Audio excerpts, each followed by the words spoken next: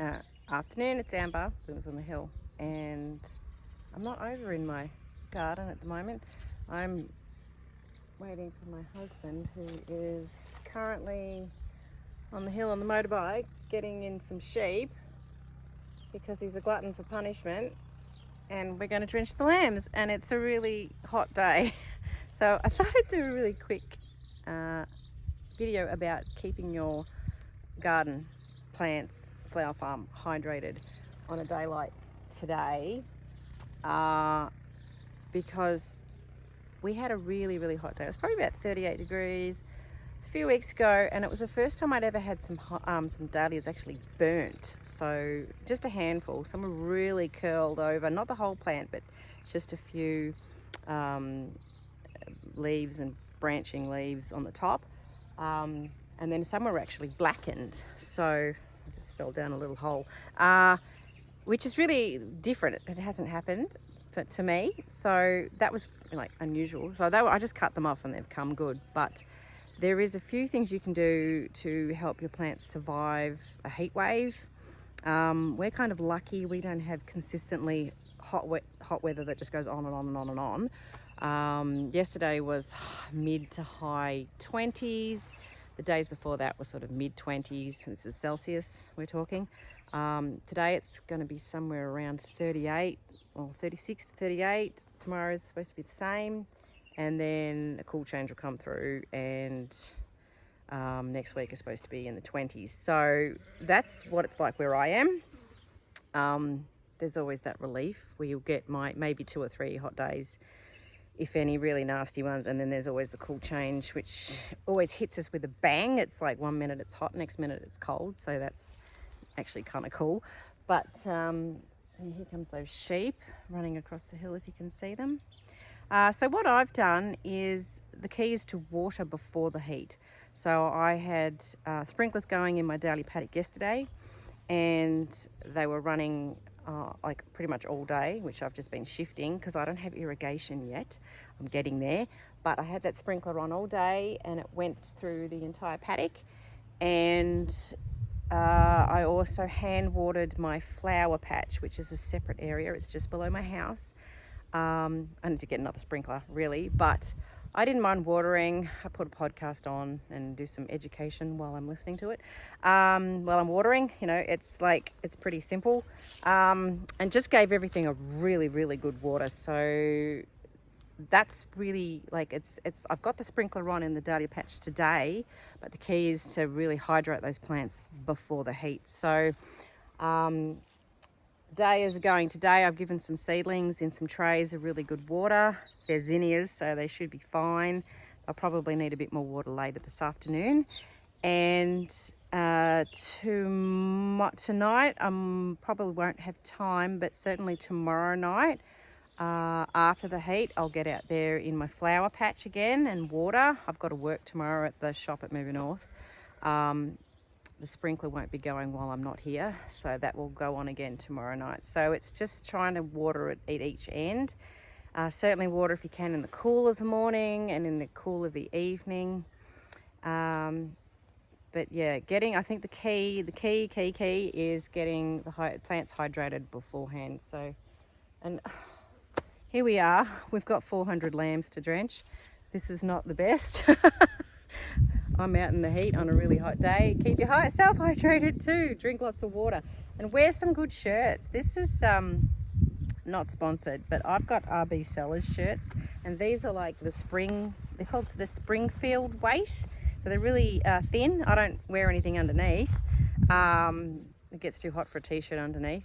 But you need a collar, you need long sleeves. And of course wear a hat. I don't put sunscreen on. I don't like sunscreen. It's full of nasty stuff. You can get some more naturally sunscreen, but certainly long shirt. There goes those sheep around the top up there. There's a few that missed the muster this morning. They were going a little bit rogue. So the dog's out there. She'll come in and have a big drink. She'll probably jump in the dam. And there's just a handful. I'm going to move locations. I sometimes help on the bike. Last time I helped with mustering. Often I just stand and block gaps because there's a few parts where they run along fence lines and they can kind of duck under. So I sort of tend to stand. I tend to be the block. I got the gap blocked. I feel like Anna Green Gables when Diana was like, the gap is blocked. You know, the 1987 version. Yeah, so I better move. Right, okay, so here's the dahlia patch. They're all getting up. They've just suddenly had a really good spring up, which is encouraging. There's some starting to open. This is Florally Toffee. This one down here is Clara Thora. Blue. So they're sort of coming. There's a few buds coming. I did read a really interesting little bit yesterday in a flower book I've got, which is a new one, saying that the dahlias won't actually start flowering until the summer solstice has passed. So they flower once there's less than 12 hours of light in a day. I thought that's cool. Every year I learn something new about dahlias. This one's budding up and coming. It's the same one here. This is actually one that I bred, and I've got, I think, about 10 or so plants of it this year, which I named it after my daughter. It's such a really pretty pink one. Now here's my little sprinkler. It's actually, the pressure's gone down because hubby's got this one on here on his potatoes. It's one of those, is it oscillating sprinkler or am I making that up? Yeah, anyway, that one. So that one's been going all day so far, and then I've got this one which normally throws further, like the sort of kind that you just have on when you're a kid.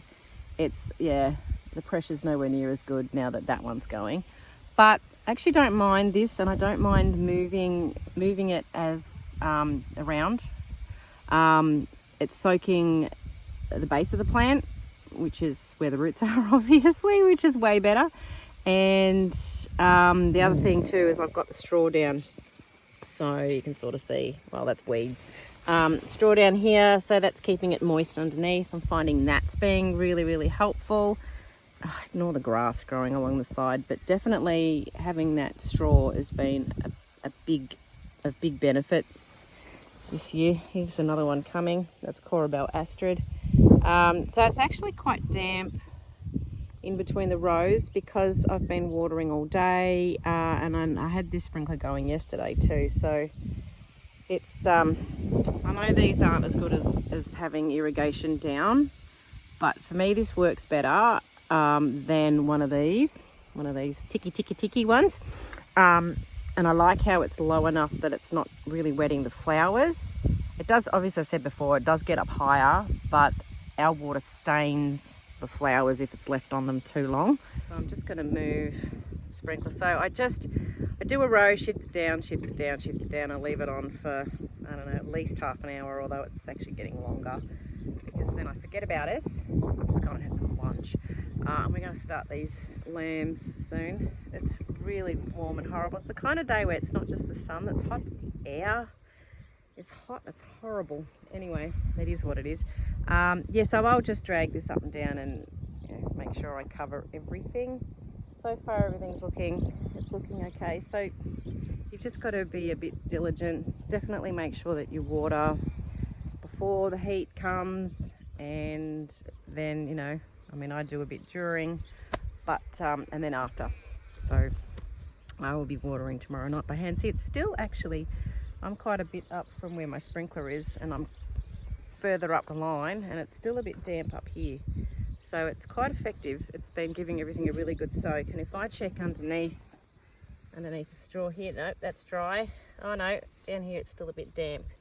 If I put my fingers into the soil, yeah, it's still cool. So it's good. Now I'll start at the top of this row. So it'll splash over into the plants that have just been done, but everything gets a bit of a double go. The pressures, it really makes a difference when that other sprinkler's on. That's quite amazing, because this does go a little bit further than that normally. That's all right. Plants are just keeping cool. Freaks me out, hot weather. I worry about my plants so much. Now, let's have a look. See, some of these are starting to take a bit of a hit. There's a bit Yeah, sort of, I don't know, they're needing a bit of a drink. So, and look at these are all flopping over a little bit. It's been a bit windy too, so potentially I should move the sprinkler down to these ones. I might actually do that. Do these ones first because they're looking a little sad. It's actually not good really, look at that. Not loving that at all. We better do something about that. We might actually move it. All my zinnias, I gave them a good water yesterday, like late yesterday. Being heat lovers, they should stand up to this a little bit better. Some have got the far ones have got some straw around them, and then these ones here, these 2 rows don't, just because I ran out of straw. My phlox has got some straw. Don't know how that goes in the heat. Someone will tell me, won't you? And the celosia, that's happy. It's a heat loving plant too, so how funky is that? Yeah, here's some more dahlias that are looking really, yep, they're looking really thirsty. I'm going to move that sprinkler and start doing this row, I think. This doesn't make me happy. We're going to be out here tonight, I think. Anyway, I hope that's been helpful. Sort of how to try and help your plants survive the heat. Obviously my sprinkler needs to come over here, but these ones over here, they got a bit of water yesterday, so I need to shift it now and start back on this side again, I think. So that's all I can really do. It is harder when you don't have irrigation lines, so if you do, you're lucky. So the big tip, definitely water before the heat comes, and then after, but I'm going to have to do during. So hope you keep cool. Hope you learned something. If you've got any tips for me, let me know in the comments. It's always helpful. And try and stay cool. See ya.